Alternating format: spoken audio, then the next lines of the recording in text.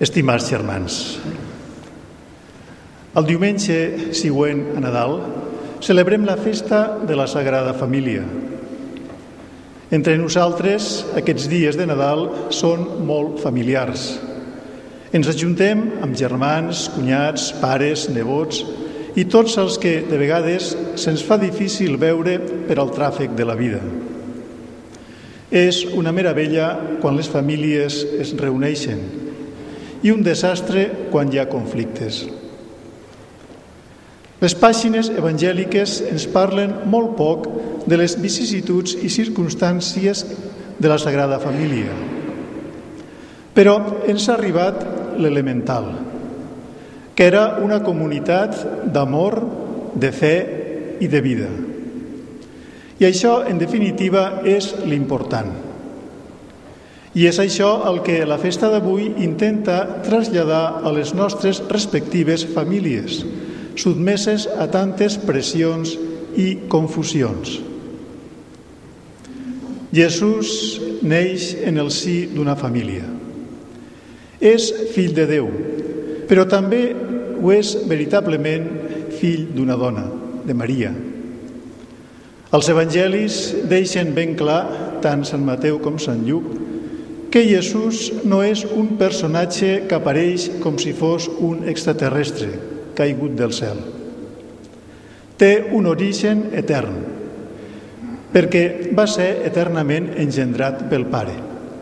Però també té un origen humà, perquè va néixer de la Verge Maria. Déu tampoc va voler prescindir d'un pare a la terra, i ens trobem en Sant Josep. Cadascun de nosaltres ha entrat al món a través d'una família.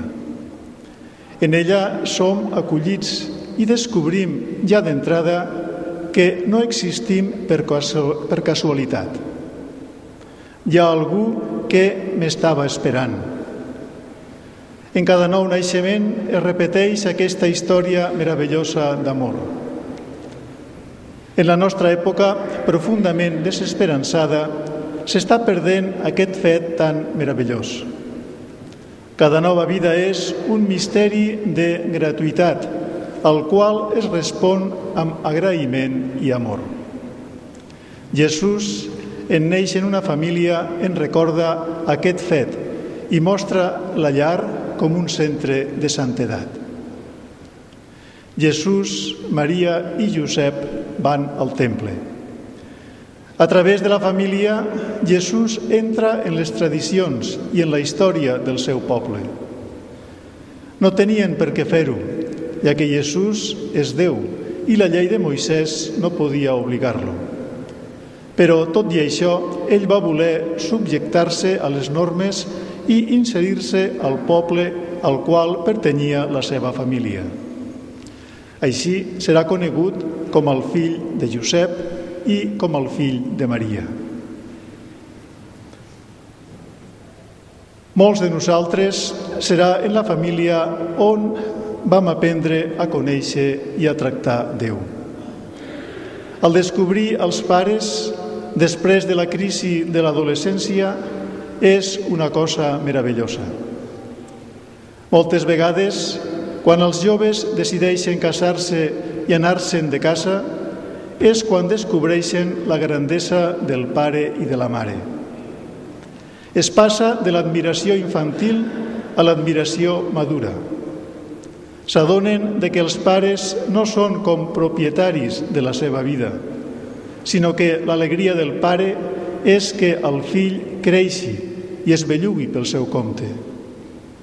I llavors és quan vas descobrint la quantitat de recursos que els teus pares han anat sembrant en tu i comença l'agraïment. Com que la família és de les coses millors que tenim, n'hi ha que s'entossudeixen en anomenar família a qualsevol unió. La litúrgia d'avui ens convida a donar una ullada esperançada a la família de Natzaret. La mirem per aprendre d'ella, però també per invocar la seva protecció sobre el matrimoni, l'educació dels nens, la defensa de la família.